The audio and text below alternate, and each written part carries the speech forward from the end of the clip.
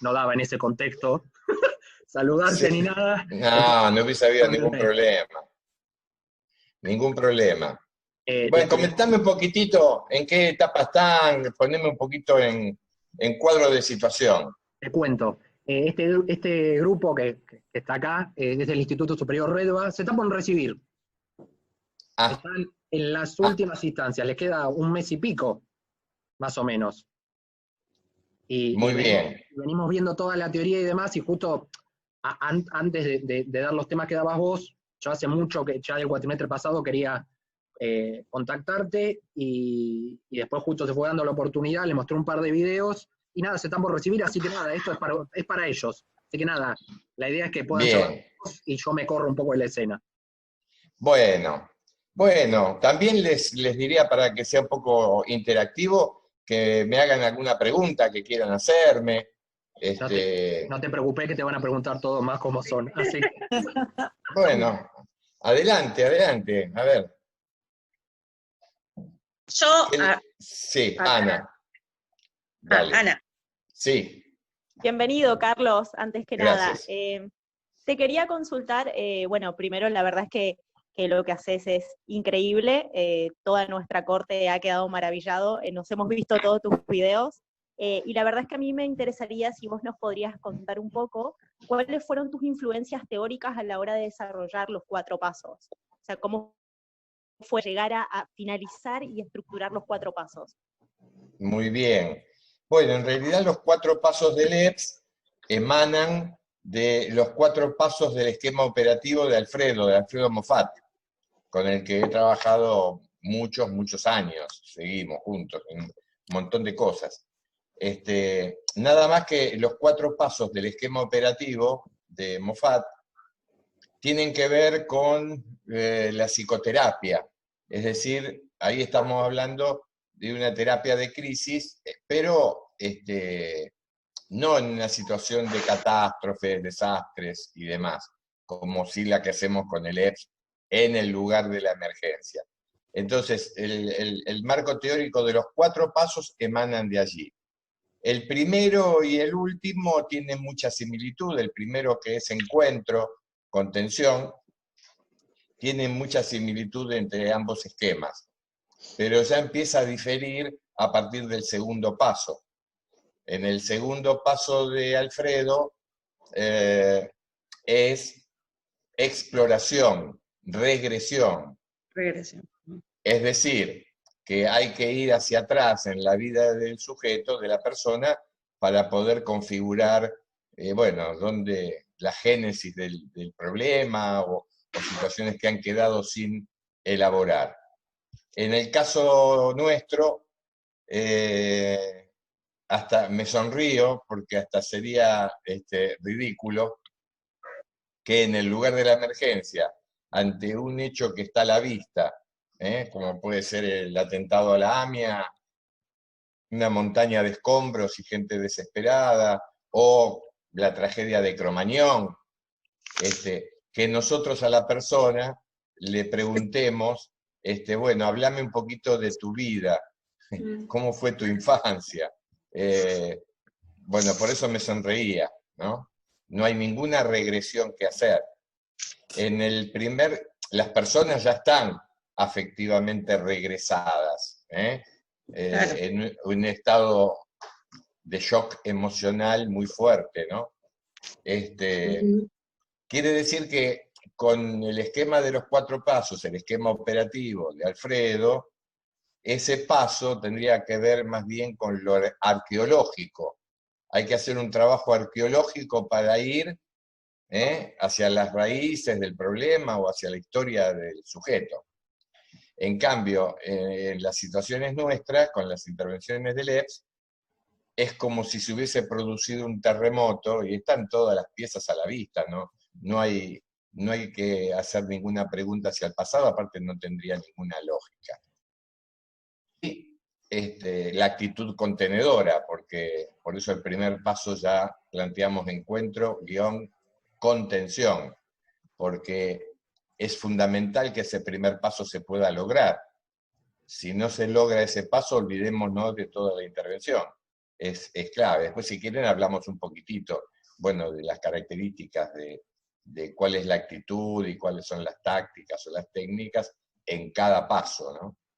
Después, en el tercero del esquema operativo de Alfredo, es explicación, es el insight, es el darse cuenta, ¿no? Cuando la persona, después de haber explorado hacia atrás, le caen las fichas, entonces es la explicación. En el caso nuestro, no hay nada que explicarse, es un desastre, un accidente, una catástrofe, y no hay nada que explicar, no hay nada que hay que darse cuenta. Con lo cual, en el caso del EPS, el tercer paso es verbalización. Y el segundo, que me salteé, el segundo, en lugar de regresión, exploración, es catarsis. Es propiciar que las personas puedan desahogar las emociones retenidas. Por eso, después de ese segundo paso, que es tan importante, catarsis, viene verbalización, que es poder poner en palabras todos los sentimientos y los pensamientos que vienen atravesando a esa persona desde el primer minuto que se enteró del hecho traumático. Y por último, en los 4 pasos del esquema de Alfredo, es cambio. Porque ya en el tercero, con la explicación, tiene que aparecer un mínimo proyecto que quiere cambiar de su vida, ¿no es cierto? Esto de lo que se dio cuenta, de algún aspecto que tal vez lo venía frenando en cuanto a sus deseos y demás. Una vez que se dio cuenta, o una vez que sabe por qué le pasa lo que le pasa, y ahora si lo dejamos ahí, no tiene ningún sentido. Ahora tiene que venir el cambio, que, como ustedes saben, no es nada fácil. Por las ansiedades básicas, ¿no? El miedo a la pérdida de lo conocido, el miedo al ataque de lo por venir. Lo nuevo. Por el otro lado, también algunas diferencias. Bueno, y en el caso del EPS, el último paso es proyecto. Pero no estamos hablando de un proyecto existencial de vida, Estamos hablando de un mínimo proyecto inmediato de futuro. Cuando le preguntamos a la persona, bueno, ¿y ahora qué vas a hacer? Y la persona dice, bueno, voy a dejar a los chicos con mi mamá para que los cuide y voy a volver para aquí porque ya me dijeron que tengo que hacer tal trámite. En fin, eso nos demuestra que la persona ahora está parándose sobre sus 2 pies y está pensando los siguientes pasos que va a dar.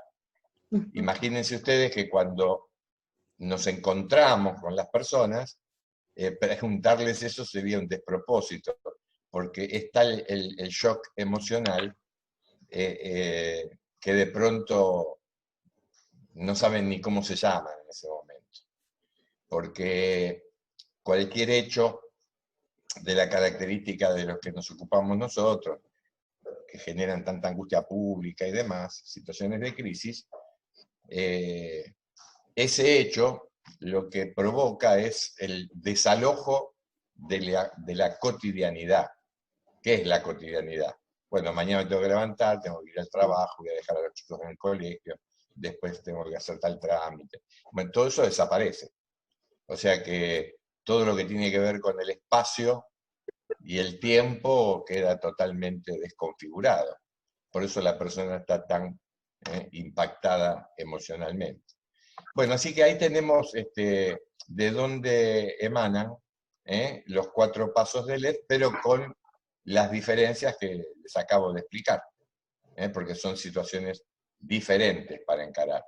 Otra característica diferente es que los 4 pasos del esquema operativo de Alfredo son lineales, por eso 4 pasos. No se puede saltear ninguno. Si no hay un muy buen encuentro en el primer paso, una empatía muy fuerte, un encuentro humano muy fuerte, muy contenedor, es imposible pasar al segundo paso, a la exploración, a la regresión, porque la persona solamente se va a atrever a hacer ese viaje en el tren fantasma, ese tren oscuro, ese túnel oscuro que aparecen monstruos y demás, si está contenido, si tiene alguien al lado que lo está conteniendo. Claro. Ustedes van a ver que jamás en la vida ha existido, y no sé si siguen existiendo todavía, pero bueno, en algún lugar deben existir esos parques de diversiones, con la vuelta al mundo y bueno, y todos esos juegos, y estaba el trencito fantasma, que se mete así por un túnel oscuro y aparece monstruos, ¿viste? Que te atacan en la oscuridad. Bueno, nunca se ha sabido de un trencito fantasma con asientos individuales. Claro. Siempre son de a dos los asientos. Claro. ¿Por qué? Porque yo sé que es un juego, yo sé que los monstruos son de mentira, pero yo prefiero tener a alguien al lado para agarrarnos de la mano cuando aparece uno de esos monstruos que ir a hacer el viaje solo. Bueno, entonces en ese mismo sentido tiene que haber mucha actitud contenedora para que la persona se atreva a hacer ese viaje en el túnel del tiempo, en este caso para ir hacia atrás. Recién después de ahí vendrá el tema de la explicación, el darse cuenta.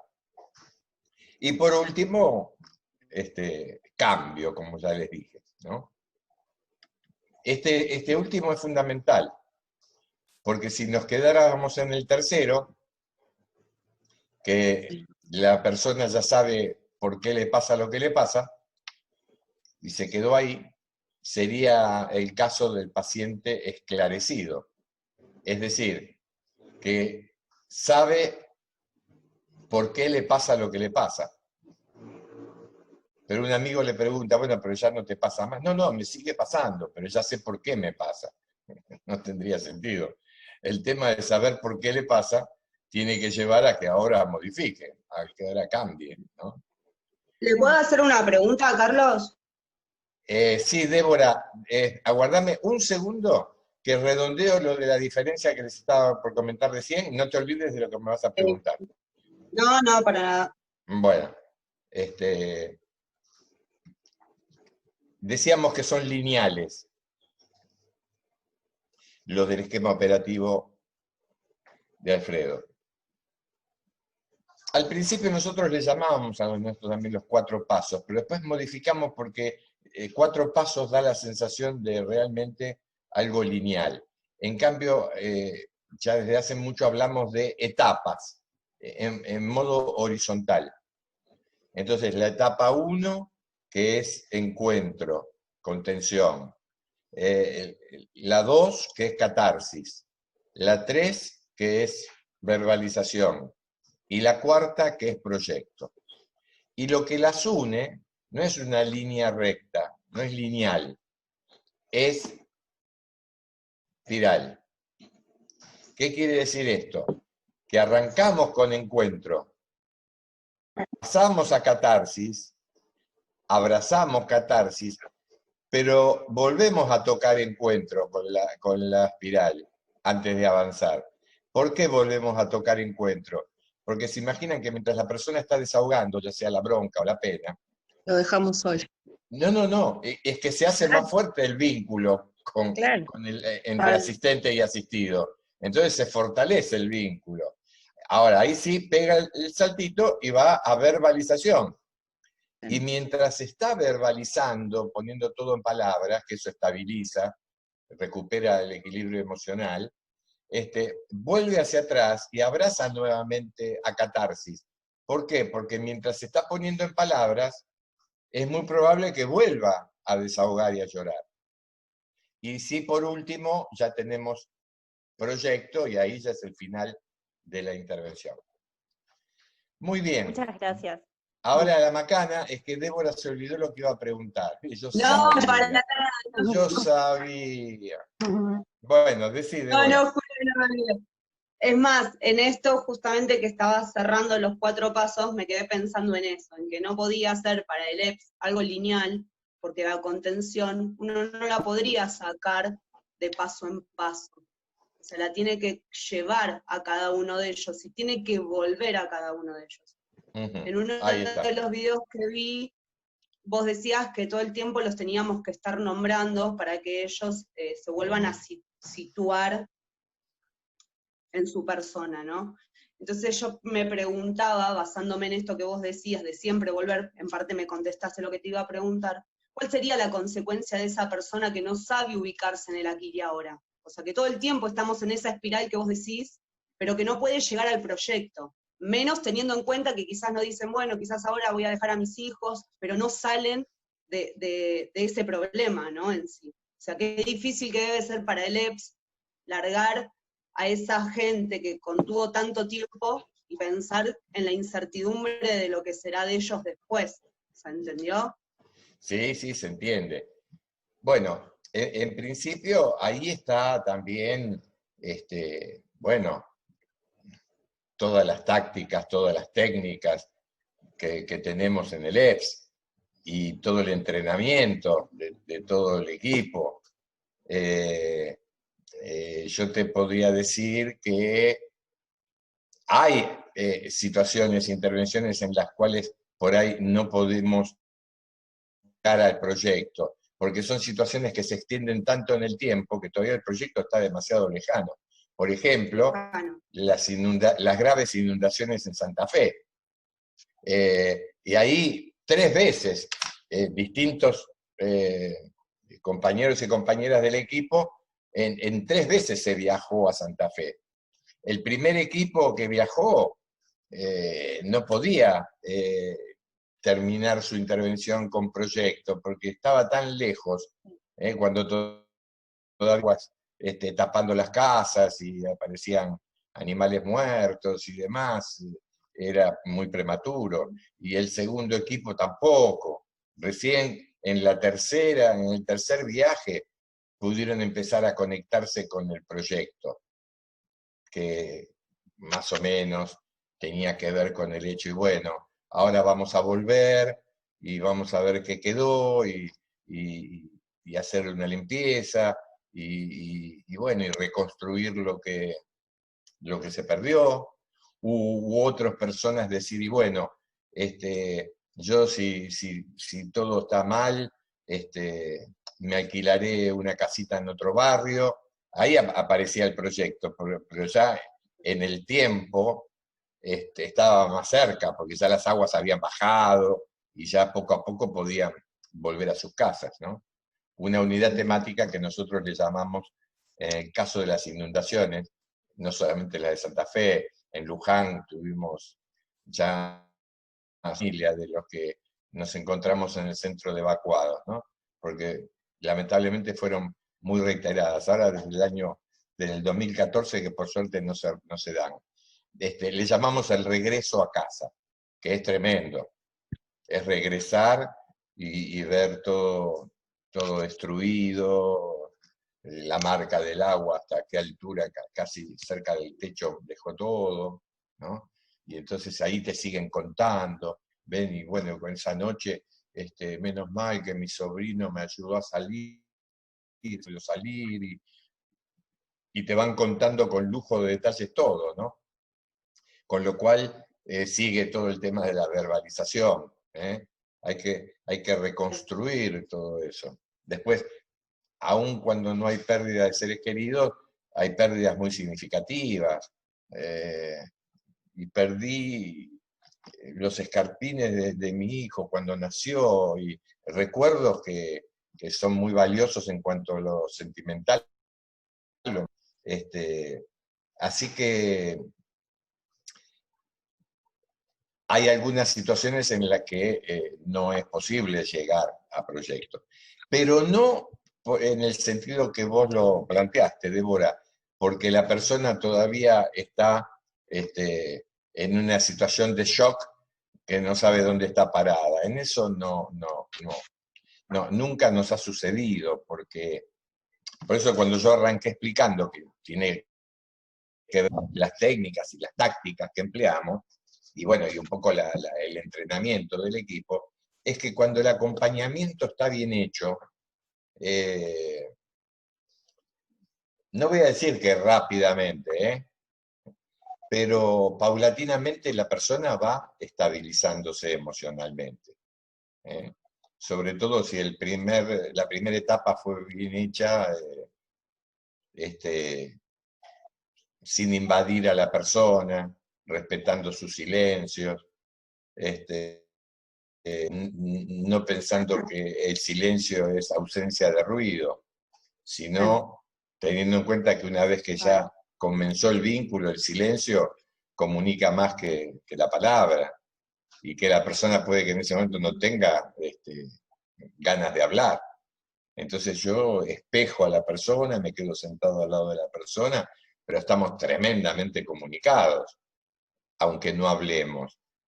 Por eso a veces algunos medios de comunicación, algún medio periodístico, hasta a veces colegas también nos preguntan, ¿no? Pero ustedes ¿de qué hablan con las personas? Toda esa cantidad de horas que están con ellos. Como si nosotros desde que llegamos hasta que nos vamos nos pasáramos conversando con las personas. No. Sí estamos todo el tiempo comunicados, pero no conversando. Porque, bueno, ustedes ya saben, sin comunicarse.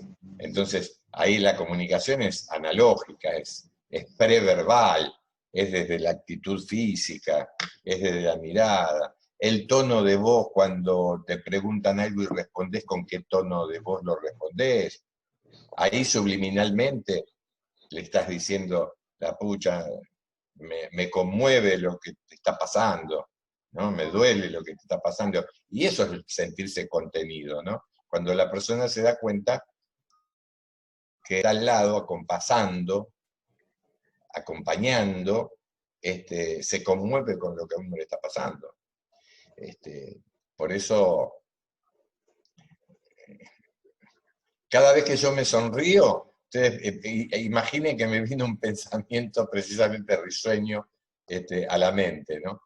Después socializo igual, Ahora, si me río a carcajadas y no socializo, ustedes vayan pensando que a mí ya las térmicas me van fallando un poco. Bueno. Carlos. Sí. Hola, ¿cómo te va? Lady. Sí. No, ¿quién Sabrina. habla? No, allá. Sabrina. Sí. Quería preguntar cómo se trabaja con los que quedan, los que sobreviven y en esa tragedia o catástrofe perdieron a alguien, ¿no? Y cómo ayudarlos a trabajar el sentimiento de culpa que les queda. Bueno, el sentimiento ya lo vamos trabajando durante la intervención, y antes de que termine la intervención, porque es muy frecuente el sentimiento de culpa. Es ese pasaje donde yo lo explico planteando que no hay que agregar sufrimiento al dolor. ¿Qué es agregar sufrimiento al dolor? Mantener el dolor lo más puro posible, porque la pérdida de un hijo, de un ser querido, ese dolor es insoslayable, es inevitable, ¿no? Y obviamente que nosotros seríamos ingenuos, tontos y omnipotentes de pensar que vamos a evitarle el dolor, ¿no? El dolor lo va a tener que atravesar. Lo que sí suele pasar, al dolor se le agrega sufrimiento. Y por lo general el sufrimiento tiene que ver con la culpa. Siempre vamos a encontrar un motivo para culparnos ante la desgracia, ante la pérdida de alguien. Tendría que haber consultado con otro médico, o lo tendríamos que haber llevado a otro sanatorio, o tendríamos que... Nada más que en los casos de nuestras intervenciones hay situaciones muy, muy tremendas que si no ayudáramos por ejemplo, a una mamá, desprenderse, elaborarla, esa culpa y desprenderse de esa culpa, yo diría, sin lugar a dudas, que para esa madre le resultaría imposible seguir adelante con la vida. Con el dolor de la pérdida va a seguir adelante, porque eso ya sabemos, que hay una superación, hay una elaboración del duelo, y la vida después continúa. Y el dolor, ¿no?, se aplaca, aunque siempre va a estar, ¿no? Pero en cambio, con la culpa, una madre de un chiquito fallecido cuando se cayó el puente colgante en Iguazú, que había ido todo un contingente de una escuela muy humilde, de un barrio muy humilde de Merlo. El puente soportaba 4 o 5 personas como máximo, y ellos estaban mal señalizados en principio, y aparte tuvieron la mala suerte de, estando haciendo esa expulsión, vinieron como de la parte de atrás, digamos, ¿no?, del puente. Vamos a suponer que el cartel que decía capacidad máxima 5 personas miraba para allá, o sea que tampoco lo vieron. Y vieron el puente y dijeron, vamos a sacarnos una foto, vamos a sacarnos una foto.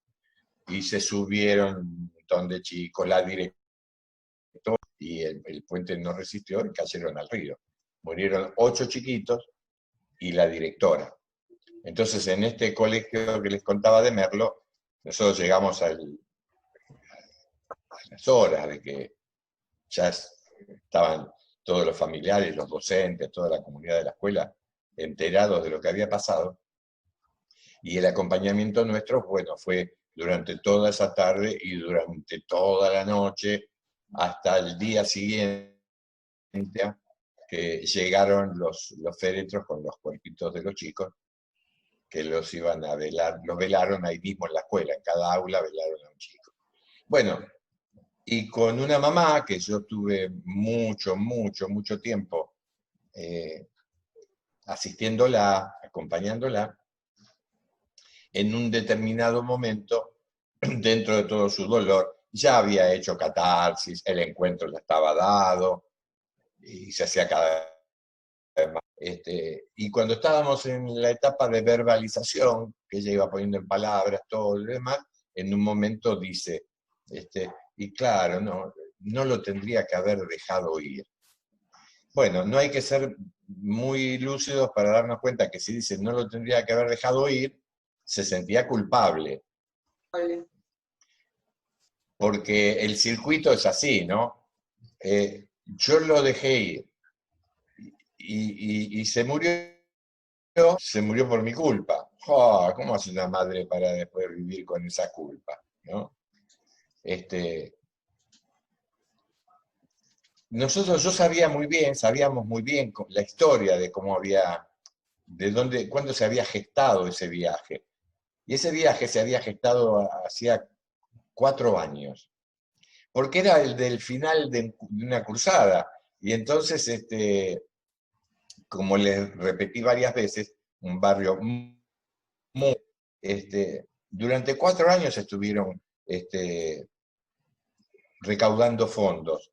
Hacían kermeses, las maestras, los maestros ayudaban en eso, los chicos salían a recolectar cartones y los vendían, todos para hacer un pozo, un fondo común para ese deseado viaje. 4 años. De manera tal, y bueno, acá les transmito una táctica, que es la que empleamos en estas situaciones. Yo no me di por enterado de la historia de cómo se inició ese viaje. Por eso hablo de táctica, ¿no? A veces los psicólogos sociales tendríamos que hacer practicar un tiempo bastante interesante a poner cara de ingenuidad. Porque hay preguntas que hay que hacer desde esa ingenuidad, no desde una pregunta tipo interrogatorio policial, como algunos profesionales, entre comillas, ¿no? Preguntan de manera tal, con una distancia, con una cosa que más que una pregunta parece un interrogatorio policial, ¿no? Y bueno, ¿qué estabas haciendo? ¡Oh! Es un poco como preguntarle, ¿tenés alguna coartada? Porque si no me parece que el asesino sos vos, ¿no? Bueno, ay, Dios mío. Bueno, por eso también cuando antes me sonreía, porque también algunos profesionales piensan que para ser profesional, aunque la otra persona se esté desarmando, esté llorando, si es profesional, tiene que estar impávido, ¿no es cierto? Porque si no... La famosa distancia. Claro. Bueno, yo tuve que modificar ese concepto, no porque estuviera errado. Cercanía. Distancia óptima es correcto, Cercanía. pero hay muchos que lo tomaron como distancia de, ojo, yo aquí, vos ahí. Yo soy el médico, vos sos el paciente. Y no es ese lo que Pichon Rivière planteaba como distancia óptima. Entonces yo, para que no haya equívoco, prefiero llamarlo cercanía óptima. Sobre todo cuando en tema de asistencia. Perfecto. ¿Qué significa? Igual reconocemos que hay roles diferenciados. Sí. No somos ni amigos, pero hay roles diferenciados. Pero yo voy a buscar todo el tiempo estar humanamente cerca posible de esa persona. Y entonces ahí no hay ninguna barrera. Al contrario, me cuenta su angustia, su dolor, y los ojos se me ponen vidriosos. Saben que una vez dan una clase en la facultad, en la universidad, en la facultad de psicología. En un momento yo estaba comentando esto, y todos chicos, chicas jovencitos, ¿no? Jovencitas. Y entonces, cuando hice este comentario, digo, porque si a mí, cuando la persona está tan angustiada, los ojos se me ponen un poco llorosos, ¿qué va a pensar de mí la persona? Saltó un muchachito y dijo, uy, que soy un mal profesional. Bueno, por supuesto que no lo mandé preso, le dije, no, sabés que no. Claro, yo le he dicho, bueno, mirá, deja de estudiar psicología. Hay que apostar a que las personas pueden cambiar y darse cuenta de las cosas. Lamentablemente a veces es una formación que transmite eso. Sí. El psicoanálisis te pone una barrera, se llama barrera terapéutica. ¿Por qué? El terapeuta tiene que ser una pantalla lo más blanca posible, o sea que no se tiene que saber nada de él. ¿Para qué? Para instaurar la transferencia. Si la pantalla no está blanca, la persona no va a poder ir a esa pantalla lo que necesite transferir. Por eso no dan datos, ¿viste? Perdón, ¿vos sos casado? ¿Y a vos por qué te gustaría saber si yo soy casado? ¿O usted tiene hijos? Y a ver, ¿por qué vos necesitarías saber si yo tengo hijos? ¿Viste? Y bueno, mejor si es así, ¿eh? ¿Y por qué a vos te gustaría saber si tengo hijos? Bueno, yo fumo pipa, pero bueno, no tú. Por eso la gente se enoja, ¿viste? Muchas veces lo que les toca hacer terapia con alguien muy ortodoxo, ¿viste? Dice, oh, nunca te responde nada, le preguntás y te responde, te revuelve la pregunta. Pero no es que porque sean personas, ¿viste? No vamos a hacer leña del árbol caído, no vamos a aprovechar y decir, porque es gente inhumana. No, es el formato, es lo que se les enseña. Por eso el psicoanálisis para situaciones de crisis, como venimos hablando, no sirve.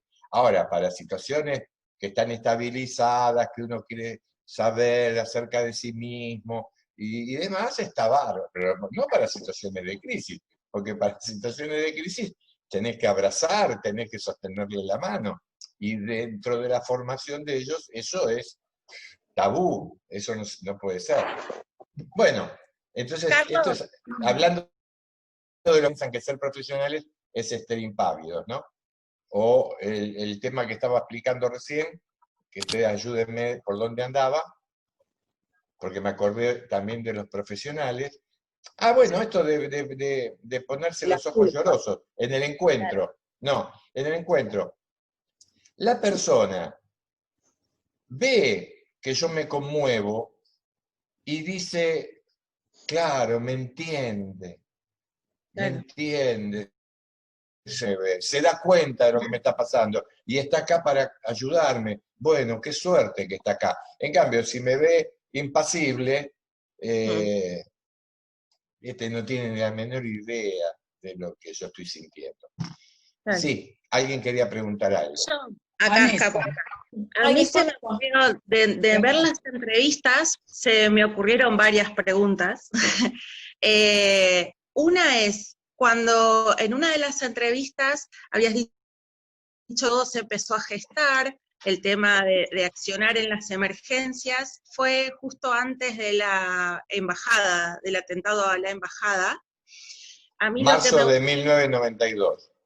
A mí lo que me gustaría saber es, en principio, bueno, como lo contás ahí, se fueron como sucedió el hecho y decir, vamos. A mí lo que me gustaría saber es, ¿cuáles fueron los miedos que pudieron en el momento de decir, bueno, una vez que estoy acá, ¿cómo me manejo? Muy bien. A lo largo de toda la experiencia de todos estos años, a ver si pudieron ver qué errores se cometieron y se pudieron corregir, y si encontraron en ese momento tan difícil, aparte de lo que puede ser el maternaje, el hecho de abrazar después del encuentro y de la contención, si encontraron ciertas que pueden llegar a ser para ayudar a la persona a hacer catarsis. Bueno, vamos a abrir un paréntesis. Primero de todo, ahora caigo cuando yo los invitaba y les decía, bueno, ustedes pregunten, así lo hacemos interactivo, ahora caigo porque Juan Manuel me dijo, no te hagas problema porque te van a preguntar y repreguntar. Bueno, primer punto. Segundo punto. Que hace un ratito también alguien de ustedes recordó cuando nosotros planteamos que hay que nombrar continuamente a la persona. Porque cuando nos dirigimos hacia la persona, nombrándola, ocurren muchas cosas. Primero que nombrar a la persona es una forma de acariciarla sin tocarla, porque nos gusta que nos llamen por el nombre, ¿o no? Sí. Afianza al llamarla por el nombre, y fundamentalmente apuntarla a la identidad. Porque de pronto la persona no sabe ni qué día es, ni qué hora es, y si te descuidas, ni cómo se llama. Entonces, claro, hay que recordar el nombre, para después, cada vez que nos referimos a la persona, lo hacemos por su nombre. En la vida cotidiana, si hiciéramos eso, la persona nos miraría y diría, ¿vos estás cargando? Porque yo... si miro a alguien y le pregunto algo, no necesito nombrarla. Le digo, che, escúchame, ¿querés que comamos ya? Ah, dale, comamos. Ahora, si yo nombro todo el tiempo a la persona, me estás cargando, pero en las situaciones que yo les estoy hablando, es fundamental dirigirnos por el nombre. Por lo tanto, tenemos que estar siguiendo el hilo de todo lo que está aconteciendo y tenemos que... Ahí estamos. Son los 40 minutos del Zoom. Claro. Quedó ahí fijado. Eso nos indicó que ya pasaron 40 minutos. Se pasa volando el tiempo. Bueno, perfecto. Sí. Todo suyo. ¿Hasta qué hora ustedes suelen estar reunidos? Decime si tenemos... Hasta las 7, justo son los 40 que faltan, así que... Ah, bueno, muy bien. Así que queramos o no queramos, nos desalojan de la sala cuando sea la hora. Sí. Bueno, yo había abierto un paréntesis. Sí. Una era con el tema de nombrar a la persona. Exacto. ¿Qué será esencial entonces para que podamos cumplir con esa premisa? Así. Recordar el nombre, Recordar el nombre, Todo el nombre. tener memoria, como yo decía, hay que seguir el hilo. En este caso, el hilo empieza por dónde. ¿Cómo es tu nombre? Tal. Con la identidad. Sí, sí, pero yo para después al ratito, cuando vuelvo a dirigirme hacia la persona y nombrarla, me tengo que acordar del nombre. Claro. Porque en la vida cotidiana nos suele suceder, estamos en una fiesta, en lo que ustedes quieran. ¿Y cómo es tu nombre? Alicia. Ah, bárbaro. Pero a los 10 minutos, perdóname, ¿cómo era tu nombre? Alicia. Ah, Alicia. Con un asistido, si nosotros a los 10 minutos le vamos a decir, perdóname, ¿cómo era tu nombre? Si estamos hablando de apuntalar la identidad y demás, imagínense qué contrario que es que ya me dijo cómo se llama y yo no lo registré. Se pierde el contacto. Y esa es una acción contraproducente. Claro. Va en sentido contrario de lo que es necesario. Entonces, hay que ir siguiendo el hilo. Y si nos dice de lo que nos va contando la persona, Claro. y tenemos que manejar nuestros tiempos con aquello que llamamos estructura de demora. Y en ese caso conviene alguna ayuda mnémica para recordar. Si le pregunté el nombre y me dijo, bueno, mira, si tuviera la suerte que justo se llamara Silvia, yo digo, ah, Silvia, como mi mujer. Ya está. O Alicia, ah, como mi tía Alicia. Y se me hizo la imagen de mi tía Alicia, ¿eh? A los 10 minutos, cuando quiero volver a nombrarla, no me pongo a pensar que no, cómo se llamaba, porque me viene la imagen de mi tía Alicia, entonces ya sé, bueno, ahí les brindé una muy bien. Ahora, ustedes me van a disculpar, pero como yo lo voy a hacer con el corazón, estoy seguro que me van a disculpar. Porque, bueno, desde mi rol, aparte de ser el coordinador general del LEP, bueno, soy docente. Y el rol docente es tratar de enseñar lo poquito que uno pueda saber, tratar de enseñar y de brindarlo. 3 veces le dije que hay que llevar el hilo. Sí. Y el hilo se cortó en un momento clave. En un momento que yo les estaba por comentar la táctica que hay que emplear para que no agregarle sufrimiento al dolor, ustedes cortaron el hilo y me hicieron una pregunta que me lleva a otro lugar. Y yo estaba contando otra cosa desde ese otro lugar y me hicieron otra pregunta que me lleva a otro lugar. Bueno, ahí hice de abogado del diablo, pero cariñosamente, amorosamente. Estructura de demora. Por eso, para este tema que estamos hablando, piensen que siempre, siempre, siempre, 3 veces siempre, dije, bueno, podría haber dicho 30 veces siempre. Miren que la palabra siempre y la palabra nunca hay que ser muy cuidadosos, ¿eh? Nunca hay que decir nunca, ¿viste? O siempre, casi siempre, casi nunca. Pero en este caso es siempre. Hay que actuar en función de la necesidad del otro, no de mi necesidad. Porque mi necesidad me puede hacer apurar, me puede hacer traicionar la estructura de demora, quiero apurar los pasos para que se ponga bien rápido, y ahí ya fallo. Siempre es en función de la necesidad del otro. Tenemos que ir postergando algunas ansiedades.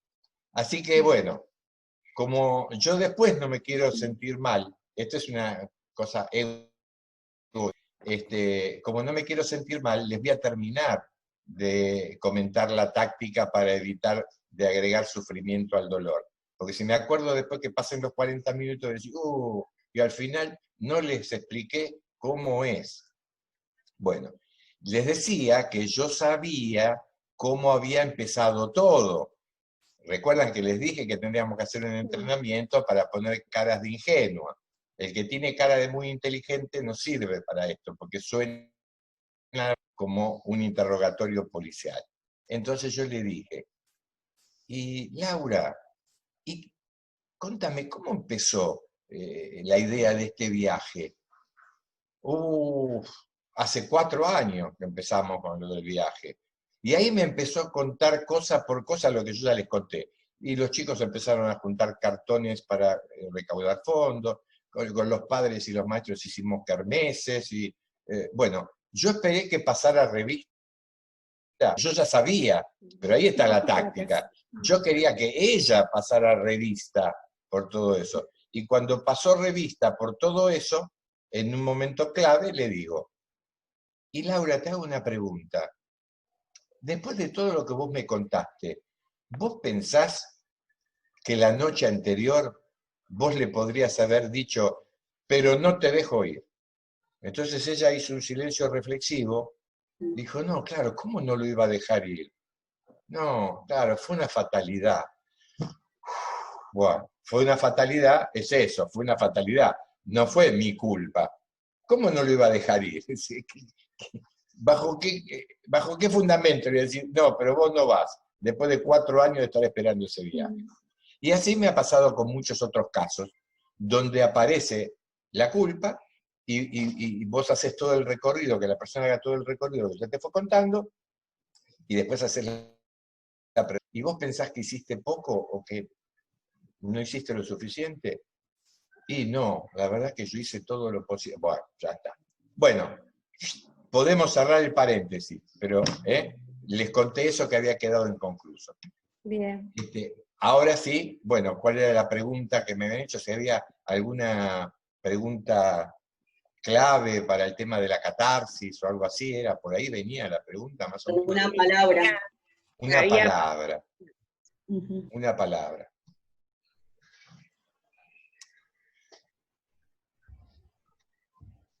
Hay un poeta argentino que lamentablemente tenía algunos problemitas psíquicos, injustamente murió en el Borda, abandonado por la sociedad, Jacobo Figman.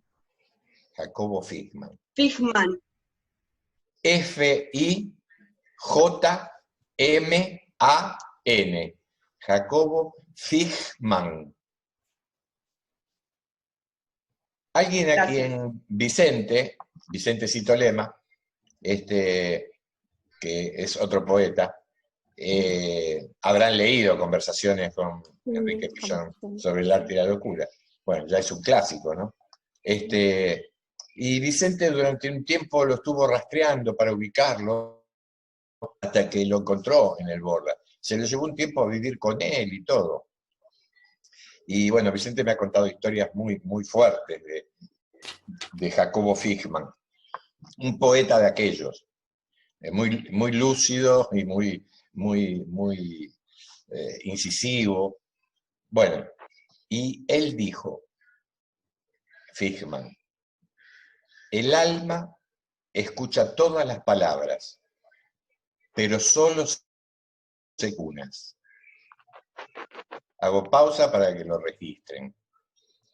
Por eso es tan importante lo de las palabras. No una palabra o 2 palabras. Tenemos que encontrar la sensibilidad, por eso también no hay que abrevar nada más que de la ciencia y de la teoría y de las técnicas. El arte nos aporta muchísimo. Hay que abrevar, yo diría que por partes, lo que es la ciencia y lo que son las teorías, las técnicas, pero también hay que abrevar del arte, de los artistas, porque para la comunicación humana y para la comunicación de los sentimientos, nadie mejor que un artista para comunicártelo. Un científico, anda a preguntarle a un científico qué es un beso. Un beso. Dice, pero ¿un beso de qué tipo? Ya tenés que clasificarlo, porque hay distintos tipos. Bueno, un beso de amor. Bueno, digo, cuando se da un beso de amor se ponen en funcionamiento 32.334 micromúsculos faciales y te da toda una... Media hora te explicó todo lo que pasa con un beso de amor. Y vos te vas sin saber que es un beso de amor. Ahora, si vos le preguntás a un poeta, en una frase te dice algo y vos te vas yendo teniendo una idea de qué es un beso de amor. Bueno, entonces hay que abrevar mucho. Entonces es muy importante tu pregunta, porque hay que estar atentos a las palabras. Yo no les puedo dar tips de palabras mágicas. Esa magia la tenemos que encontrar dentro nuestro, para encontrar las palabras que puedan tocar, acariciar al alma destemplada de esa persona. El primer paso es darse cuenta que son las palabras que empleemos. Es el primer paso, como todo en la vida. Primero de todo, registrar algún error que cometo. Primero tengo que registrar el error. Después tengo que aprender para no volver a cometerlo. En este caso es registrar que son muy importantes las palabras que empleamos. Y a partir de ahí es, bueno, la sensibilidad, si la persona es pesada, porque en los primeros momentos que están tan conmocionadas emocionalmente, el estado activo de la persona es el estado niño o niña. Porque hay 3 estados. Esto es Eric Berne, análisis transaccional. Padre, adulto y niño. Son 3 estados que componen la personalidad de todos nosotros. En las situaciones de las que venimos hablando, siempre es el estado niño o niña el que está activo. Por eso siempre digo, nos encontramos con envases de adultos, pero sabemos que lo que está activo en ese momento es un niño o una niña con mucho miedo, o con mucha pena. Y entonces, ¿cómo nos tenemos que dirigir? Nos tenemos que dirigir a ese niño o a esa niña. Y entonces ahí va a venir bien, por ejemplo, uso de las palabras, pero para darles alguna idea, ¿no? Por ejemplo, nunca hay que ofrecerle un té a un asistido o una asistida. Nunca hay que ofrecerle un café, ni un vaso de agua. Nunca, ¿eh? Tecito. Un tecito. Agua. Ahora te voy a traer un vasito con agüita, vas a tomar un poquito de agüita, vas a ver que te vas a sentir mejor. ¿Por qué? Porque le estamos hablando al niño o a la niña. Contiene, acaricia. Entonces, ahí di una pista, si la persona está muy regresada, hay que hablarle en diminutivo. Claro. A mí cada tanto me invitan a la escuela de enfermería, y hace muchos años, una de las primeras veces que me invitaron, yo aproveché que era todo un auditorio enorme, todos profesionales, enfermeros, enfermeras, y entonces le dije, disculpen, les voy a aprovechar que lo tengo acá. Yo percibí bien, o ustedes a los pacientes le dicen, bueno, tesorito, llegó la comidita, o bueno, vamos que ahora te voy a arreglar la camita. Le hablan en diminutivo y todos al unísono dijeron, sí, es verdad. Entonces les pregunté, ¿y saben por qué? Y me dijeron que no sabían por qué. Entonces les expliqué esto, y ahí les cayó la ficha. Y dijeron, claro, es verdad, nosotros le hablamos al niño, que a pesar de ser una persona adulta, le hablamos en diminutivo como si fuera una nena o un nene. Digo, sí, y aproveché, ¿no? Y le dije, y también los retan, como si fuera un niño o una niña, ¿no? Pero caramba, le dije que no se levante de la cama, usted también. Tiene 65 años el paciente, ¿viste? Pero es el niño desobediente, el que hace lío y se levanta cuando le dijeron que no se levante, y lo retan. Bueno, por eso no puedo darles un listado de palabras, pero sí tener en cuenta eso, que son muy importantes las palabras para que lleguen. En una oportunidad estábamos con Silvia en un cine y de pronto sentimos un murmullo, butacas abajo, y se había descompuesto una señora. Y no se llegó a la apoyaron en la alfombra del piso. Se interrumpió la película y nosotros bajamos esas hileras que estaban ahí. Dos salieron corriendo para avisar en boletería, ¿viste? Lo que había pasado. Y entonces, bueno, nosotros nos recostamos al lado de ella. Bueno, yo le tomé la mano para que se tranquilizara, ¿no? Y entonces le dije, tenía la mano de ella agarrada, ¿no? Le digo, bueno, quédate tranquilita, me parece que no es nada importante, ¿no? Tranquilita, quédate tranquilita, le dije, ¿no? En diminutivo. Para quedarnos tranquilos, ahora ya viene la ambulancia. Yo iba a seguir hablando un poquito, ¿no? Y cuando dije ambulancia, ella me apretó la mano. Y ahí me di cuenta que había cometido un error gravísimo. Porque la palabra ambulancia genera, ¿qué comunica? Urgencia y gravedad. Urgencia y gravedad. Yo que le tendría que haber dicho, mira, quédate tranquilita, seguramente no es nada, te baja un poquito la presión, pero mejor ahora te va a ver y así nos quedamos tranquilos. Porque médico tranquiliza. Pero cuando estamos mal, que el médico te vea, bueno, ya está, bárbaro, te alivia. Pero ambulancia, no. Bueno, como ejemplo de que hay que tener cuidado con las palabras. Y a una persona que no tenemos ninguna duda de que está necesitando un tratamiento psiquiátrico, por ahí va a ser bueno decirle, mira, por ahí sería bueno que consultes con un médico, capaz que estés necesitando alguna medicación, estás con tanta depresión y demás. Ahora, mira, me parece que en esta etapa sería bueno que consultes con un psiquiatra, porque por ahí estás necesitando medicación. Psiquiatra es sinónimo de locura, de esto y de lo otro. Bueno, Bueno, ¿quedó alguna pregunta ahí que yo interrumpí cuando hice de abogado del diablo? Carlos. Sí, Perla. No, Moni, no. primero y después Perla. No. Primero, Perla. Dale, Perla. Bueno, la pregunta era, digamos, ¿cómo se opera o qué protocolo hay en el momento del aviso o cómo se enteran ustedes de una emergencia? ¿Quién los contacta o cómo salen? Eso. Bueno, tenemos todo digamos, un protocolo, como bien dijiste vos. Se pone en funcionamiento lo que llamamos el centro operativo, donde se va como todas las acciones, porque es tan importante los que manejan ese centro operativo, los compañeros, compañeras que manejan, como los que vamos al lugar. ¿Por qué? Porque hay que hacer relevos, es importante cubrir X cantidad de horas, pero después hay que irse a descansar, porque si no uno ya puede cometer macanas, es el síndrome del burnt out, que es quemarse, del quemado, ¿no? Ya después de tiempo en contacto con el dolor, con la angustia, hay que ir a descansar un poco. Entonces tiene que haber relevos. ¿Y quiénes van armando esos relevos?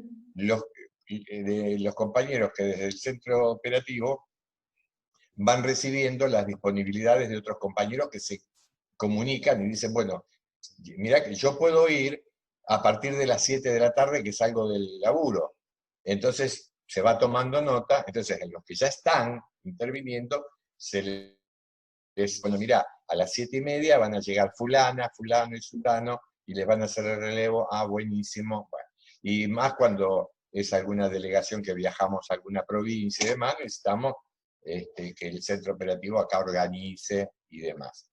En cuanto a quienes nos llaman, durante una época decíamos que éramos autoconvocados. Si bien a veces nos ha convocado Defensa Civil, por ejemplo. pero excepcionalmente. SAME o Defensa Civil. Bueno, ahí está. Y decíamos en una época que éramos autoconvocados, o sea que vamos por las nuestras. Y después rectificamos ese enunciado. Nos convocan los hechos, o sea que el que no es el hecho. Imagínense, cuando fue, por ejemplo, el atentado a la AMIA. El atentado a la AMIA, yo me acuerdo que iba en mi coche, y estaba por la zona de Almagro, y escucho en la radio, se interrumpe el programa que estaba escuchando, último momento, alerta, yo qué sé, bueno, una fuerte explosión en 11, todavía no se saben las causas. Al minuto suena el celular y dice a una compañera del equipo, dice, Carlos, parece que hubo una explosión tremenda en el 11. Y al otro minuto, otra vez la radio, parece que fue un atentado y hay la situación es desastrosa y demás. Bueno, nosotros en aquella época teníamos un busca personas, ¿recuerdan? Todavía no estaba tan adelantada la tecnología como ahora, ¿eh? Y cada uno tenía un código, la gente te podía mandar mensajes por ahí, y teníamos un código grupal, que mandando un mensaje a ese código grupal lo recibían todos los integrantes del ES. Normalmente el sistema es que un grupo de avanzada va al lugar y hace el relevamiento de la gravedad o no, si hace falta cuánta más gente o no, si hay que intervenir o no. En ese momento, con esas que yo fui recibiendo durante 3 minutos, no dije, bueno, vamos a ir a ver si hace falta con el antecedente de la embajada, que entre paréntesis ahí quedó algo colgado, porque la embajada de Israel, la que ustedes que preguntó, ahora lo recapitulamos, y yo mandé un mensaje a todo el equipo, un atentado en 11, Pasteur al 600, y los que ya pudieron venir ya vinieron de entrada. Pero después como tardamos 7 días y 7 noches esa intervención, los relevos fueron montones de veces, ¿no? Así que bueno, sí hay una forma. Funcionamos muy parecido a los bomberos voluntarios. Hay un equipo base que estamos prácticamente, bueno, ahora con el tema de la pandemia no estamos tan juntos, pero normalmente estamos en la escuela, son compañeros de equipo, coordinan, no son docentes en la escuela, y el resto está cada uno en sus actividades. Y cuando aparece una emergencia, ellos se comunican con nosotros para decirnos la disponibilidad que tienen. Y ahí se van armando los equipos, los relevos. Bueno. Sí. Gracias. ¿Qué tal? De nada. ¿Cómo te va? Sí, una pregunta. Vos recién comentabas que a ustedes los convoca el hecho, ¿no? Y sabemos que en varias provincias del país están viviendo una tragedia con el tema de los incendios, principalmente Córdoba. ¿Ustedes están abordando en esos lugares? ¿Hay compañeros de tu equipo que estén en esas provincias o que estén en Córdoba abordando esta urgencia? Porque creo que en este momento también la angustia de esa gente que ni siquiera existe lo que vos decías, la vuelta a casa, ¿no? Porque vuelven y su casa... ¿Cómo se aborda? Sí, te entiendo. Bueno, mirá, por eso sí tenemos compañeros en Córdoba. Lo que pasa es que ahora la situación es más grave todavía, porque como se junta con lo de la pandemia. La pandemia. Entonces, claro, desde el 20 y pico de marzo, que ya empezó el tema de la primera cuarentena, porque ya llevamos como, no sé, 20 cuarentenas, ¿no? Porque cuarentena se supone que son 40 días, 15 días. Ahí también nos estaba convocando el hecho, este tema de del aislamiento, de estar en la Sí. casa y demás, y desde ese entonces que prestamos contención emocional telefónicamente o por redes a las personas que de pronto abrimos ese canal de comunicación y nos llaman y vamos pasándolo a distintos compañeras del equipo y hacen la contención telefónica, que van haciendo el acompañamiento durante, a veces ha durado más de un mes, ¿viste? Ese acompañamiento. O sea, que al lugar, ¿no? No esperamos que, por eso digo, el hecho nos convoca. Y ahora en Córdoba hay compañeros, pero no es tan fácil trasladarse, porque se junta con el tema del coronavirus. O sea que es Claro, una tragedia sobre otra tragedia. sí. Aparte yo pensaba, ustedes por lo general llegan al lugar cuando el hecho ya ocurrió, y acá está ocurriendo, porque todo el tiempo se está incendiando. Entonces, Claro.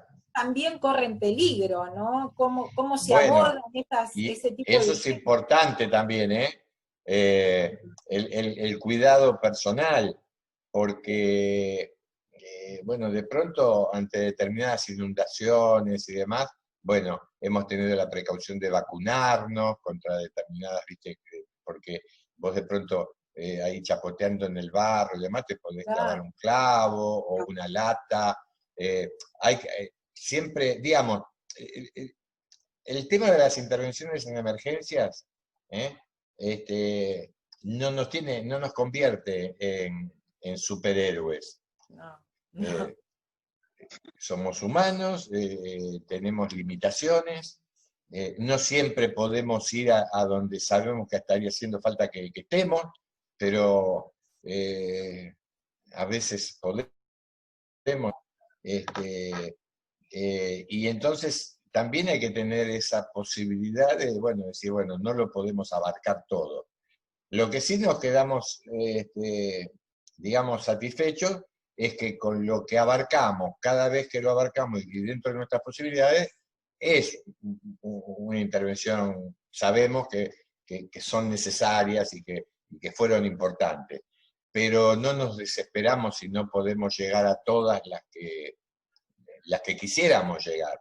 Claro. Entonces, te quedás con ese resabio, con ese gustito de que hubiésemos querido estar. Pero también lo fuimos solucionando. ¿Por qué? Porque hemos estado capacitando a colegas en distintos lugares del país. Entonces, por ejemplo, está la filial EPS Alto Valle, que abarca todo lo que es Neuquén, General Roca, Chipoleti, bueno, todo lo que es Alto Valle.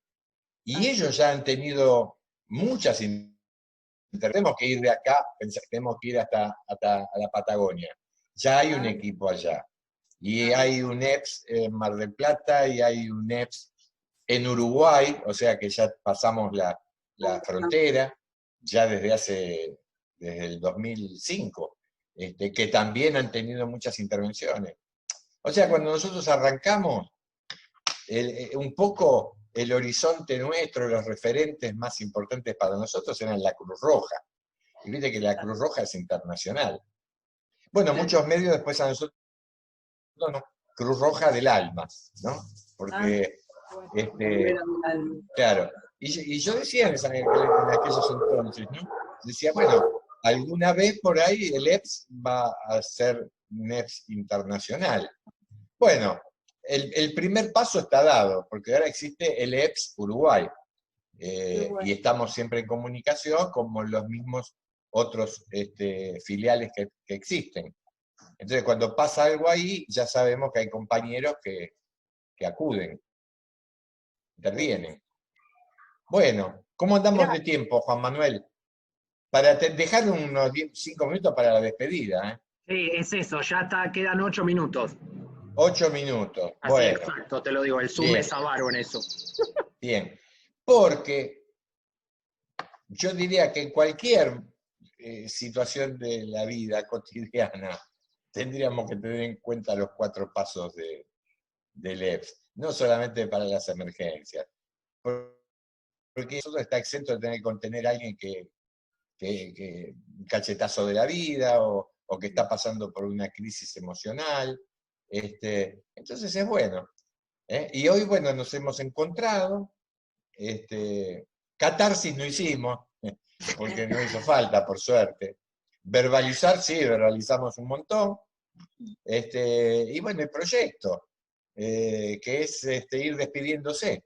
Cuando es posible, tratamos de que esa despedida no sea abrupta, porque los vínculos que se establecen durante una intervención son muy fuertes, que las personas están con el alma a la vista, ¿viste? Entonces es un encuentro muy fuerte. Entonces al despedirse, tratamos de que nunca sea algo abrupto. Y así que por eso yo quería tener en cuenta para que no nos sorprendiera el corte. Podemos ir despidiéndonos así despacito, y bueno, cuando venga el corte ya nos habremos estado despidiendo. Les cuento, hablando de despedidas, cuando fue el derrumbe del gimnasio en Villa Urquiza, los 3 últimos cuerpos, bueno, porque se rescató mucha gente con vida. Era una noche de invierno tremenda, bueno, las familias no se iban del lugar, y había una familia de chinos, porque Luis Lu, que fue uno de los cuerpos que encontraron ya avanzada la búsqueda y demás, ¿no? Y nosotros tuvimos mucho al lado de la familia, y otras familias también, ¿no? Pero resulta que la mamá, cuando apareció el cuerpo, vinieron a buscarla para darle la información. Y entonces la llevaron, había un carromato de la Policía Federal, que entre paréntesis mandaron un psicólogo. Se quedó toda la noche charlando con compañeras nuestras, preguntándole cómo hacíamos, cómo trabajábamos. No tomó contacto con nadie. Le mandaron ahí, fue a cumplir, pero no hizo nada. Pero cuando llegó el momento que había que dar la noticia, la vinieron a buscar. Yo la acompañé hasta ahí al carromato. Había sido un vínculo muy fuerte, ¿no? De acompañar. Y entonces había una escalerita así para subir, y ella va subiendo, yo la voy acompañando hasta que me dijeron, hasta ahí yo no podía ingresar. Entonces ingresó al carromato.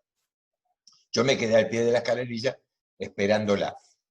Y de pronto pasaron X cantidad de minutos y se abre la puerta de ella, prácticamente tambaleando.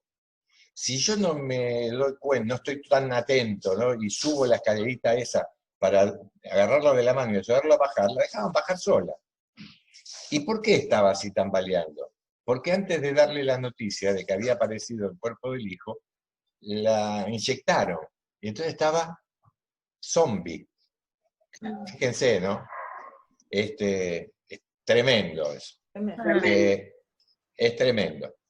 Y entonces, cuando terminó de bajar la escalerilla, vino un policía y le dijo, venga a acompañar porque hay que ir a la comisaría para no sé qué trámite tenía que hacer. Y ella, pobre, decía, bueno, voy, ¿no?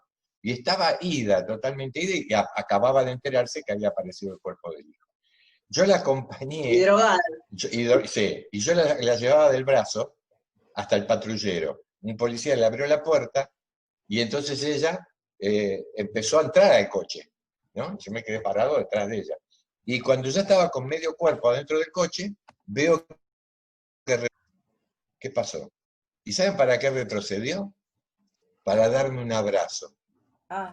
No sé, estaba recién enterada de la muerte del hijo, dopada, pero no se quiso ir sin despedirse.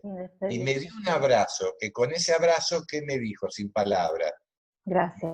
Gracias todas las horas que estuviste acompañándome. Y volvió a entrar en el coche. Por eso las despedidas son también interesantes. Así que bueno, un abrazo fuerte para todos ustedes. Gracias, muchas gracias. Bueno, y ya que están prontos y prontas a recibirse, que sea en buena hora. Tocó en un año peculiar, pero bueno, hay que estar preparados para todo. Bueno, que estén con suerte. Gracias. Muchísimas hasta gracias. todo momento. De nada, Juan Manuel, que sigan bien. Un placer. Igualmente. Chao, chao.